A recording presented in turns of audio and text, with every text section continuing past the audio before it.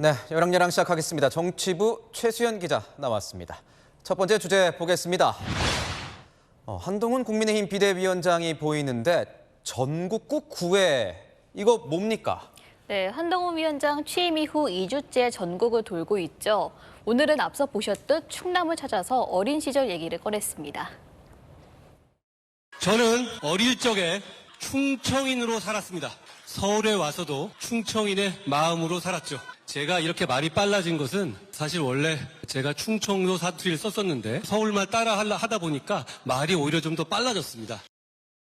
한동훈 위원장 같은 경우에는 방문하는 지역마다 이 인연을 강조하고 있는 거죠. 네, 찾는 곳마다 부모님 고향, 학창 시절, 검사 시절 좌천당했던 기억까지 소환하고 있습니다.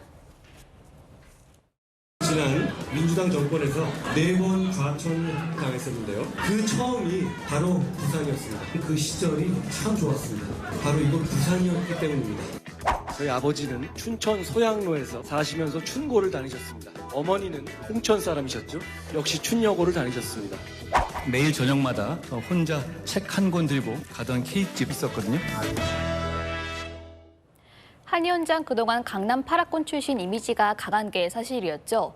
이를 의식적으로 깨기 위해 팔도 사랑을 과시하면서 지역 민심을 얻으려는 것으로 보입니다. 네, 팔도 사나이라는 이런 별명도 있던데 이 전국 순회 더불어서 오늘은 첫 고위 당정 회의도 갖고 좀 광폭 행보를 하고 있는 것 같습니다. 네, 한 위원장 비대위원장으로 처음 고위 당정에 참석했는데요. 대통령실과 정부 모두 한껏 당에 힘을 싣는 모습이었습니다. 당과 정부가 접점을 이루는 이런 좌석 배치가 돼서 굉장히 기쁩니다. 정부는 당이 전하는 민심을 바탕으로 정책을 만들어야 합니다. 총선을 앞두고 당의 정책 주도권을 주는 건데요.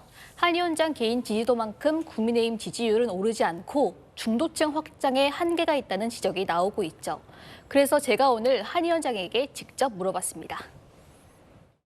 여론조사를 보면 위원장님 지지율은 올라가고 있는데 당 지지율은 아직 그대로인 게 나오잖아요. 왜 그렇다고 보세요? 제 개인 지지라는 것은 국민들께서 잘 봐주시는 것이고요. 그게 뭐 대단한 것이라고 생각하지는 않습니다. 우리 국민의힘이 정말 열심히 하려고 노력하고 있습니다. 저도 그렇고요. 네, 열심히 하겠다. 함께 지켜보시죠. 다음 주제 보겠습니다. 이재명 대표 얘기인데 아직 복귀 시점이 정해지지 않은 겁니까? 네, 이재명 대표가 아직 회복 중이고 복귀 시점도 미정이라는 게 민주당의 설명입니다. 통상 일요일에 이재명 대표 한 주 일정을 공지하는데 오늘은 그마저도 없었고요. 그러다 보니까 국민의힘에선 재판 방탄용이란 비판이 나왔습니다. 의사 출신인 안철수 의원은 피도 재판도 움직여야 산다면서 의학적으로 말을 하는데 지장을 초래할 사유를 발견할 수가 없고 퇴원 소감을 말하는 이 대표를 봐도 말하는 데 지장이 없어 보인다고 지적하기도 했습니다.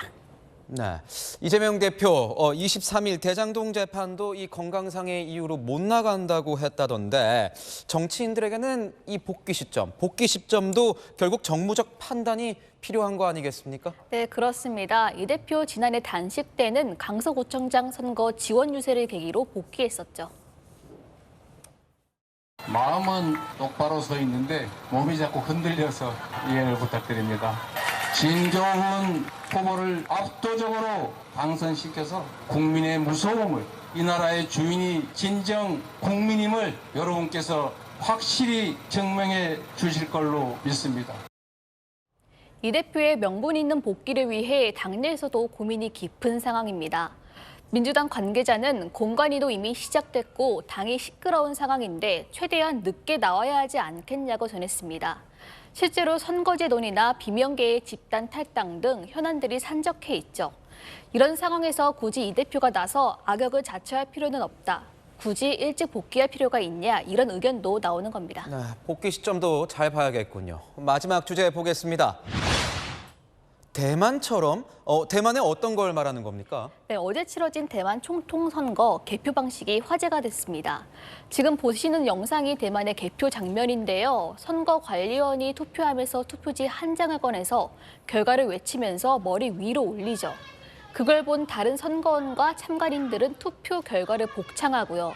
바로 칠판에 발을 정자를 적습니다. 이 영상은 6시간 만에 44만 회 이상 조회됐는데요. 우리도 도입해야 하는 거 아니냐며 네티즌들이 관심을 많이 보인 겁니다. 이 아날로그적인 개표 방식 같은데 혹시 좀 오래 걸리진 않습니까? 네, 대만은 전국 17,000여 개라는 많은 투표소를 만들고요. 별도로 투표함을 옮기는 작업 없이 투표소에서 개표 작업을 한다고 합니다. 사전투표, 부재자 투표가 없어서 당의 접근성을 최대치로 높이는 건데요. 사전투표에 부재자 투표가 있는 우리나라와 단순 비교는 좀 어려워 보이긴 합니다. 우리나라도 올해 총선부터 수검표 방식이 도입될 예정입니다.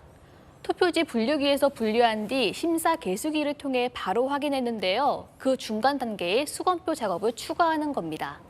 투명한 선거를 위한 노력은 더더 많이 한다고 해도 부족함이 없을 듯합니다.